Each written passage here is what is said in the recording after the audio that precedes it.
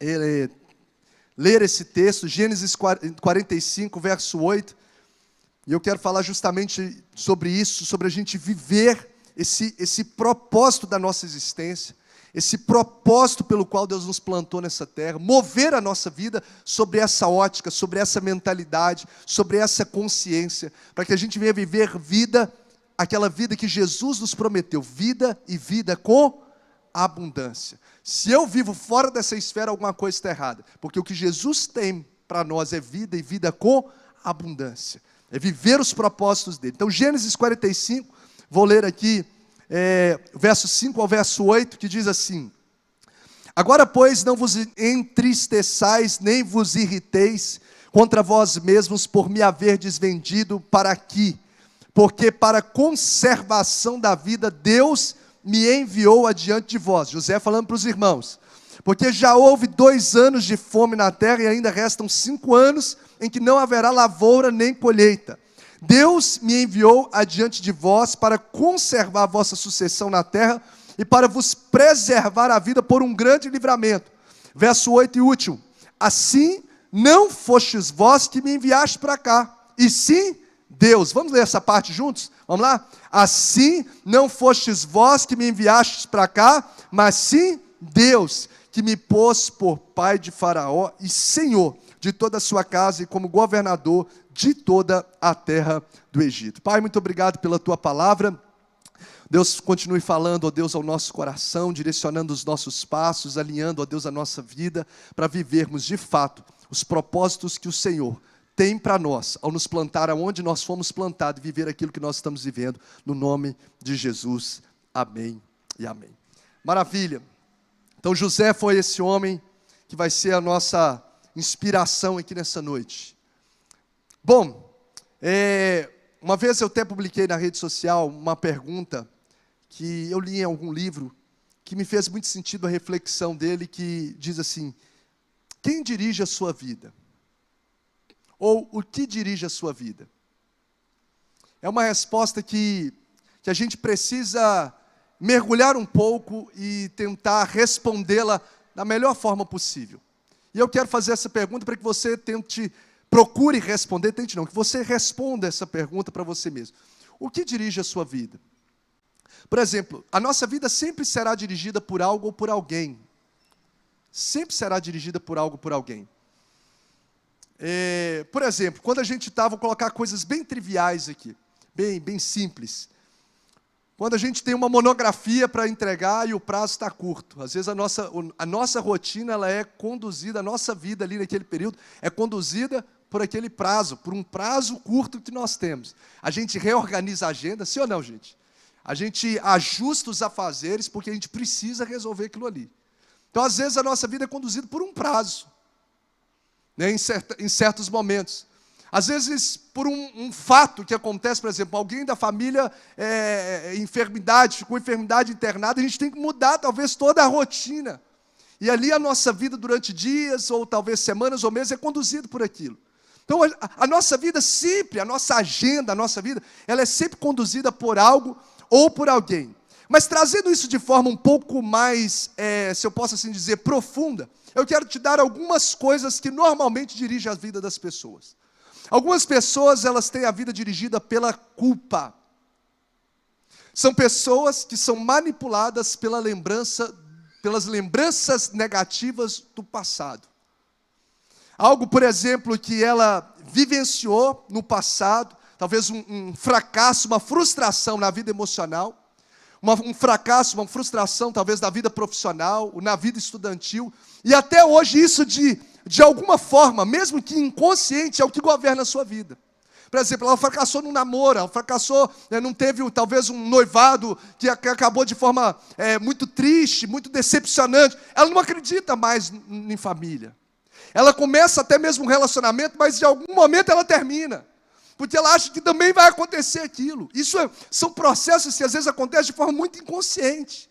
Mas quando você vai observando a sua história, você vai vendo isso faz sentido. Então são pessoas que são dirigidas pela culpa, são pessoas que as lembranças do passado é que controlam o seu futuro. Na vida profissional, nunca mais vou tentar isso. Às vezes é um sonho do coração. um vestibular que ela tenta, um curso, uma área que ela quer, que tanto queima no seu coração, mas pelas frustrações ela abandona. Então são pessoas que o futuro dela é de alguma forma, o presente e o futuro, estão sendo conduzidos pela culpa, pelo passado. Uma frustração, um fracasso de viver em alguma área da vida. Outras pessoas têm a vida dirigida pelo rancor. Pessoas dirigidas pela raiva. São pessoas que se apegam em mágoas que sofreram em algum nível de relacionamento e ele não supera aquilo. Um amigo que traiu, às vezes uma situação de um irmão de sangue, ou talvez até mesmo com os pais, ou um líder, pessoa que sofreu uma decepção na igreja. Quem conhece pessoas, por exemplo, há um líder, um pastor que decepcionou, ela não quer saber mais de igreja. Alguém conhece pessoa assim? Falou, não quero nunca mais ser igreja. Quem conhece? Dá um sinal que eu só vi um. Olha aí, não quero ver nunca mais uma igreja. Por quê? Ela sofreu uma decepção com alguém e ela guardou o rancor.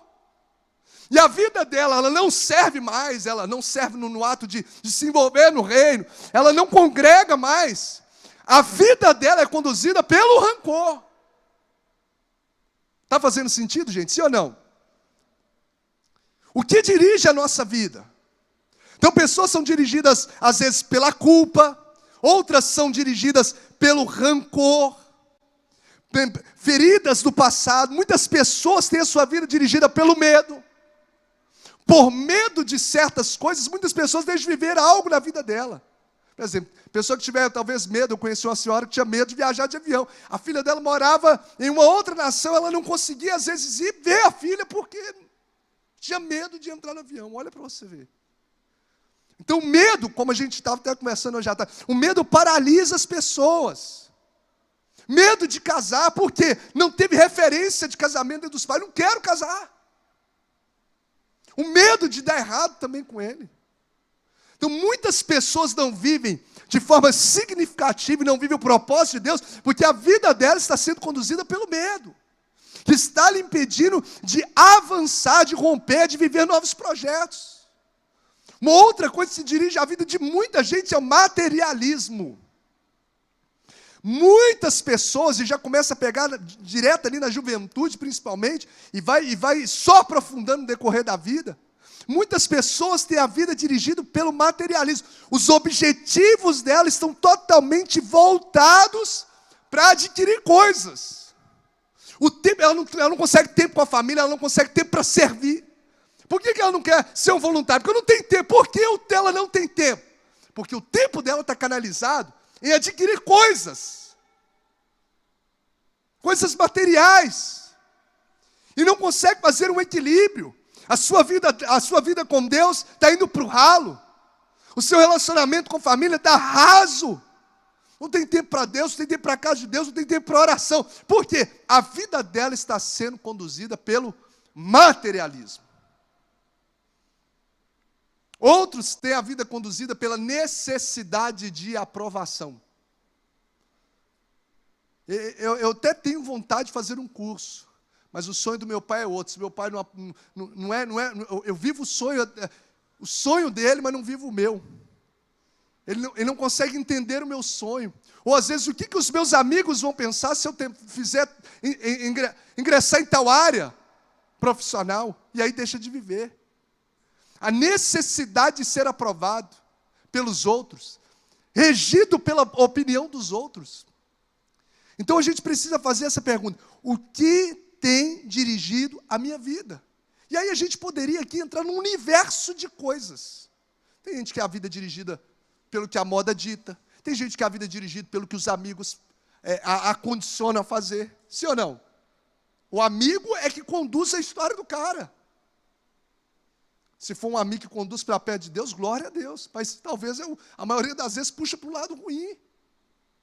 Tem gente que é conduzido pelo que a mídia, enfim, o que tem conduzido a minha e a sua vida. É importantíssimo a gente perscrutar, a gente mergulhar, a gente entender, porque às vezes a gente não está vivendo uma vida com abundância, uma vida ou dentro do propósito de Deus, porque essas coisas é que estão governando a nossa história. E eu creio que Deus nos preparou uma noite como essa, para poder alinhar o nosso coração, para que a minha vida não seja regida pelo rancor do passado, pela frustração de uma experiência negativa, mas eu entendo os propósitos de Deus e comece a viver de fato uma vida que é a vida que Deus preparou para mim. Você acredita que a vida que você está vivendo hoje está, se eu posso dizer, no centro dos propósitos de Deus para a sua existência? Responda para você mesmo. A vida, o estilo de vida que eu levo, a forma como eu vivo, eu estou vivendo a essência do propósito de Deus para a minha vida? Porque o propósito, gente, não é um fim. O propósito, ele é uma caminhada. O dia a dia eu vou vivendo o propósito de Deus. Você não precisa, agora quando eu alcançar tal coisa, eu vou viver o propósito de Deus. Não, o propósito de Deus se vive a partir de já. E a vida de José, que nós destacamos aqui nessa noite, a leitura do texto sobre José, é uma inspiração para nós, porque ele tinha todas as razões, todos os motivos para viver uma vida dirigida por esses e outros aspectos. José poderia ter uma vida dirigida pela rejeição da família, ou seja, por guardar rancor.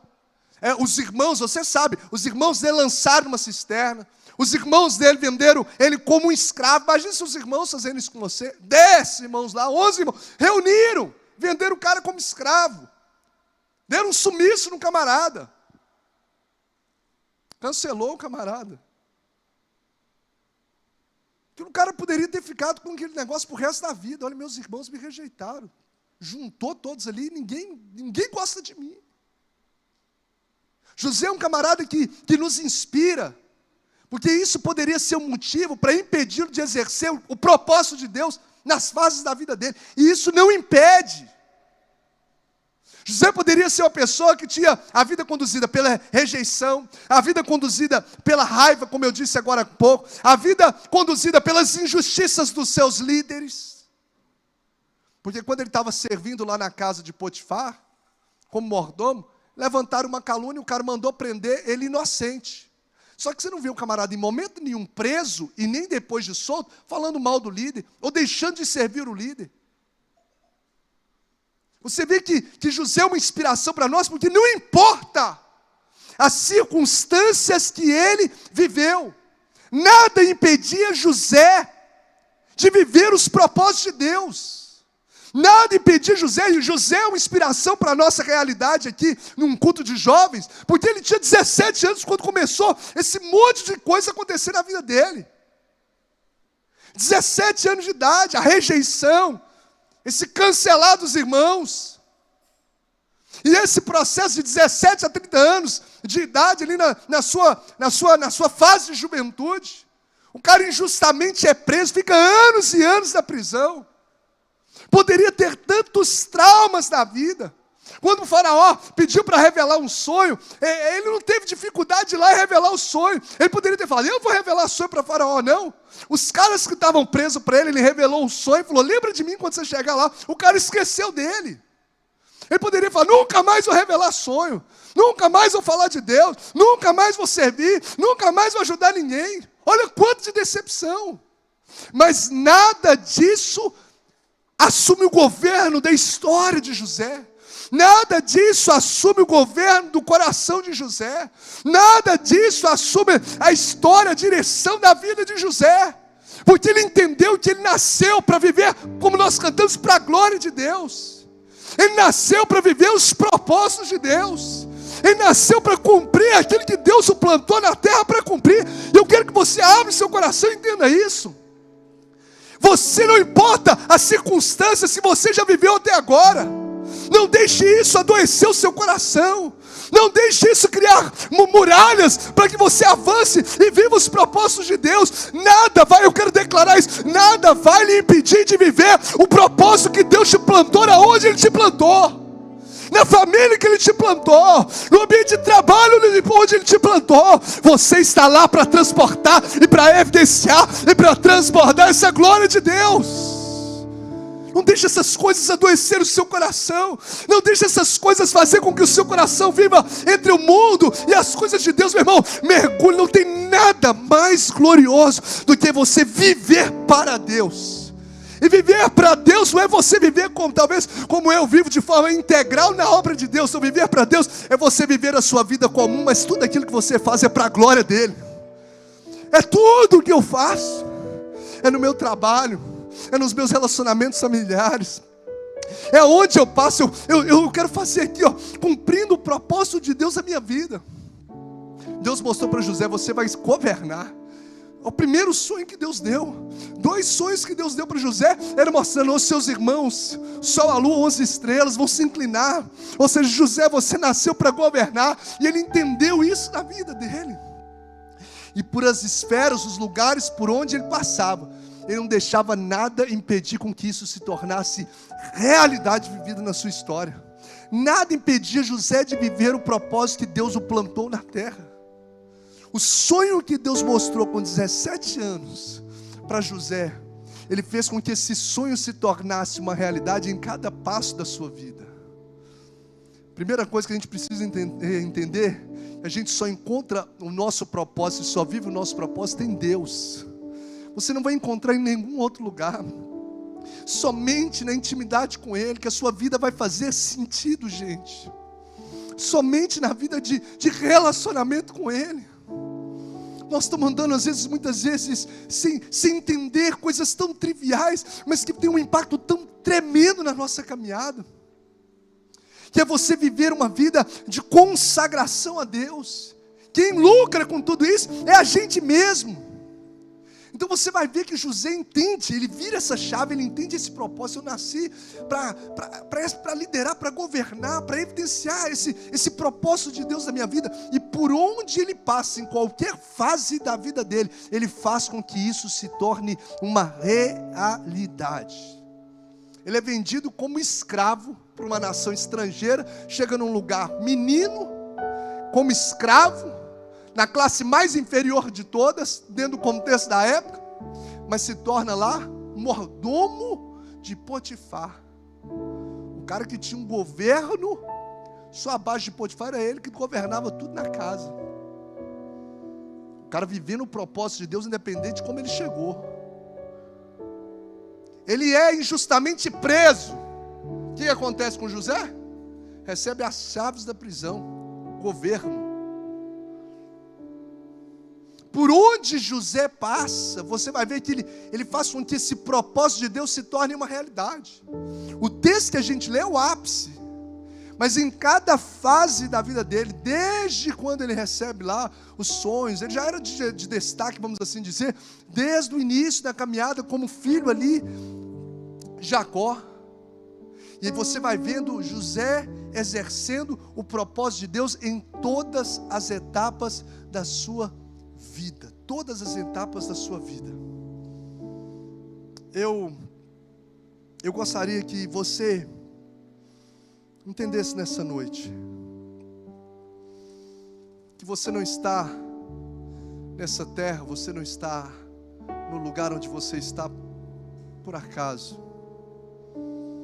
Deus tem algo para fazer na sua vida e através de você. E esse algo que Deus tem para fazer na sua vida e através de você, não é para amanhã, é para já. E que não tem nada mais glorioso que vai encher o seu coração do que viver dentro dessa esfera do propósito de Deus para a sua história. Não tem nada mais glorioso. Eu anotei aqui rapidamente algumas posturas de quem de fato anseia viver essa vida dentro do propósito de Deus. Essa vida dentro do que Deus me chamou para viver e para ser. Uma das características é que quem vive o seu propósito, ele valoriza o seu tempo. Quem vive o propósito de Deus, entende, vira essa chave, ele valoriza o seu tempo. O texto que nós lemos diz assim: assim não foste vós que me enviastes para cá, senão Deus, que tem me posto por pai de Faraó, e senhor de toda a casa, toda a sua casa, e como governador de toda a terra. E aí eu começo a perceber, a gente consegue perceber pela história de José, que José era um camarada que não desperdiçava o seu tempo. Eu estou como escravo, eu vou vivendo o propósito de Deus. Eu estou como mordomo, eu estou vivendo o propósito de Deus. Eu estou como prisioneiro, eu estou fazendo acontecer o propósito de Deus. Eu estou como governador, eu continuo desenvolvendo o propósito de Deus. Ele não tem tempo para perder. Ele não tem tempo para perder.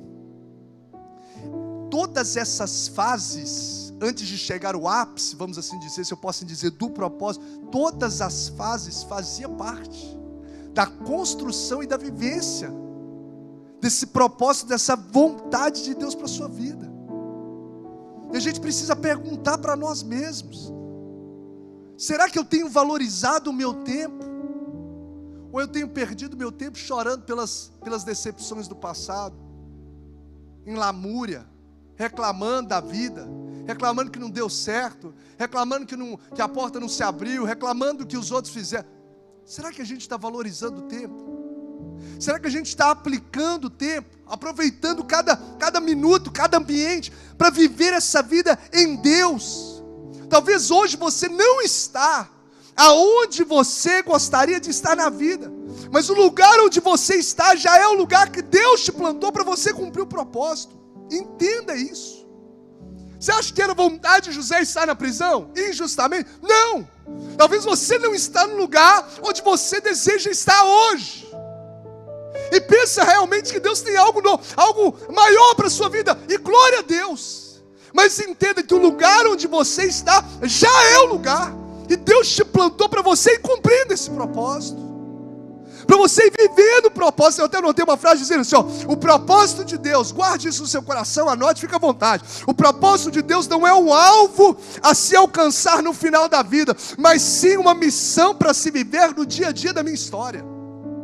Eu vou repetir: o propósito de Deus não é um alvo para eu alcançar lá no final da minha vida, mas o propósito de Deus é uma missão para se viver no dia a dia da minha história. Ou seja, o propósito é para se viver na nossa vida diária, no nosso dia a dia, na escola onde eu estou, no trabalho onde eu atuo, na minha família, na academia, seja onde você for, viva e cumpra o propósito que Deus te chamou. A Lu tem uma pegada muito forte para evangelização. Enquanto o meu é pastoreio, para poder cuidar das pessoas que estão ali no reino, o da Lu é lançar as redes, né? E ela lá como médica, parece que o instituto, o consultório é um campo missionário. Por onde a Lu vai, é o chamado dela. Ela tem paixão por pessoa que não conhece nada de Cristo, que nunca entrou. Ela sabe conversar com essas pessoas. Eu não tenho essa habilidade, nem 1% do que ela tem. E olha que eu pastor, mas não é o meu chamado, diretamente. Mas o dela é uma habilidade nata. Eu lembro da Lu, vai lá trabalhar no posto, no Carapina, quando você começou lá no posto de saúde. Pouco tempo depois, estava aqui a Silva batizando. A enfermeira que trabalhava com ela, estava aqui frequentando, virou o marido dela músico, ela batizando. As pessoas vão tendo um encontro com Cristo, ou seja, vai vivendo esse propósito, esse chamado de Deus, de fazer discípulo, na esfera onde está. Se eu perguntar para a Tayane, qual que você acha que é o chamado maior da Tayane? Em qual área? Quem pode me dizer? Na área o quê? Da música. Quando ela estava na faculdade fazendo pedagogia, mesmo fazendo pedagogia, eu estava lá com um clube bíblico, tocando, cantando, reunindo. A Marcilene, fruto dos clubes bíblicos da faculdade que ela estava fazendo de pedagogia, mas está ali, ó, no lugar onde está, cumprindo o propósito que Deus plantou na vida dela. Então a gente às vezes fica esperando, sei lá, todas as coisas se convergirem, ou se convergirem, melhor dizendo, para que eu possa viver aquela coisa que eu desenhei na minha mente.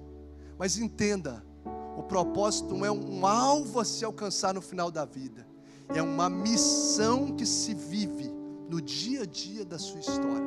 Eu estou dentro de casa, Senhor, deixa eu viver e transbordar esse propósito que o Senhor me chamou aqui. Eu estou no meu trabalho. Não desperdice o seu tempo. Quem vive o seu propósito, não desperdice, ele valoriza o seu tempo. E às vezes a gente está desperdiçando tempo, tanto nessa era, as coisas se tornaram tão mais rápidas de se fazer. Antes, eu lembro quando eu trabalhei como office boy com 16 ou 16 anos aqui na Casa Concepção, uma loja de imóveis aqui. E eu ia no Banco do Brasil, a gente ia para poder fazer um depósito, pagar um boleto lá, ficava naquela fila assim, que tinha 200 voltas assim que fazia, o pessoal sentava, passava a tarde toda lá. Hoje já paga um boleto. Era para naturalmente a gente ter mais tempo, né? Mas hoje a gente tem um monte de coisa que vai tomando o nosso tempo e a gente desperdiça muito tempo. A gente não remia, como a palavra de Deus, para a gente remir o tempo, a gente desperdiça o tempo, com conversas tão tolas, falando de gente, em vez de falar de propósito, falar de projetos. Como diz aquela frase, mentes pequenas falam de pessoas. E aí tem umas outras coisas lá, eu lembro que mentes grandes, né, falam de projetos, de sonhos, de visão. É sentar para ter uma conversa assim. É valorizar o tempo. Quanto tempo a gente desperdiça na rede social? Por que não faz com que esse momento, por que você não faz da sua rede uma explosão ali de você viver o seu propósito, compartilhar do seu propósito, falar dessa graça de Deus na sua vida? Quem vive o seu propósito, ele não desperdiça o seu tempo. Será que a forma como você está conduzindo as suas amizades está alinhada à vontade de Deus? Será que a forma como você conduz as suas redes sociais ou aquilo que você acessa está alinhado à vontade de Deus? Ou você tem desperdiçado o seu tempo? José não desperdiçou o tempo. Ele ficou lamentando, com lamúria, pensando nas frustrações do passado. Ele foi vivendo a vida de Deus. Quem vive o seu propósito, além de valorizar o tempo, e vive o seu propósito, ele não se ofende, ele sabe quem ele é em Deus. As injustiças, as ofensas, nada disso prevaleceu no coração de José. Ele olha para os seus irmãos, eu não sei se eu estivesse lá, eu teria a mesma reação. Ele olha para os seus irmãos depois de anos, que estavam lá precisando de comida, e ele sendo aquela pessoa, como governador, responsável por dar comida, ele poderia ter mandado os seus irmãos ir embora sem nada. Mas José chega para os seus irmãos e diz assim: não fostes vós que me enviaste para cá, senão Deus. Tira todo o peso da culpa, não joga a culpa na mente e no coração dos irmãos, mas ele entende que Deus é que está no governo da vida dele. Deus vai usar muitas vidas aqui, estou sentindo a presença de Deus nessa casa. Deus está alinhando. Tem muita gente que viveu situações desafiadoras na sua infância e na sua adolescência, mas o Senhor está falando: isso não vem para te adoecer, não vem para te afundar, não vem para te matar, não. O Senhor vai fazer o propósito fluir através daquilo que você viveu. O Senhor quer te usar de forma sobrenatural. Os jovens que marcaram essa geração não ficaram presos aqui na palavra de Deus. O Senhor está levantando essa geração, é hoje. O chamado, o grito de Deus está para o seu coração, é hoje. Filho, filha, eu quero te usar. Filho, erga a tua cabeça, para de viver uma vida onde as outras coisas que estão dirigindo a sua história. Eu é que vou dirigir a sua história. Eu te chamei, eu te escolhi, eu te consagrei, eu te levantei, eu te sustentei naquele momento de frustração. Eu te sustentei no momento onde você achou que não ia aguentar mais, que a depressão ia te afundar no vale da morte, mas o Senhor guardou o teu coração, filha, e o Senhor te blindou e te levanta nessa noite para dizer: abre a tua boca, porque eu vou te usar nessa terra. O Senhor quer levar vidas aqui a níveis que você não viveu até hoje. Chega de viver na superficialidade da vida com Deus. Comece a mergulhar hoje. Você vai viver o que você nunca viveu. Se prepare para o novo tempo que o Senhor tem para a sua vida. Não é amanhã, é hoje. Não desperdice o seu tempo. Não esqueça, olha, o Senhor está trazendo à mente de pessoas aqui coisas que Ele falou no passado com você. Você já teve experiências com Deus. O Senhor está falando no meu coração aqui. Você já viveu muitas experiências lindas com o Senhor, mas enterrou isso. Você sepultou isso no seu coração. Mas o Senhor está dizendo: filho, não sepulte, porque nada pode apagar o que eu determinei para a sua vida. Nada pode apagar o que as pessoas fizeram com você, não pode apagar. As injustiças dos homens não pode apagar. As circunstâncias circunstâncias da vida não podem apagar, porque aquele que fez, aquele que falou, Ele é fiel para cumprir cada uma das suas palavras. Você foi chamado para viver os propósitos de Deus, não uma vida dirigida pelas frustrações dessa terra. Todos os caos ou aparentes caos que aconteceram na sua história, é o Senhor preparando o cenário para algo glorioso que Ele quer fazer na sua vida e através de você. Eu quero convidar você a colocar-se de pé em nome de Jesus. Se você crê nessa palavra, eu quero convidar você em nome de Jesus. O ministério de louvor vai cantar ao Senhor. Se algo queima o seu coração, ou se Deus de alguma forma falou: filho, é você mesmo que eu quero te despertar para esse novo tempo. Muitas coisas tentaram conduzir a sua história. O diabo tentou até mesmo te arrancar da minha presença, mas eu te blindei, eu guardei os seus pés. É como ele disse para Pedro: o diabo se andou tentando te fulminar, Pedro, mas eu te blindei, eu te guardei, eu te protegi, porque eu tenho algo lindo para fazer na sua história e através de você. Se Deus falou com você através dessa palavra, se Deus está ativando algo no seu coração, ao som dessa canção, eu quero convidar você, mesmo sem fazer aglomeração aqui, mas sai do seu lugar. Sabe por quê? Porque a gente precisa dar um passo e vir aqui à frente. É um passo que a gente dá diante dos céus, é romper com o comodismo, é dizer: Senhor, eis-me aqui, eu vou viver, ó Deus, aquilo que o Senhor tem.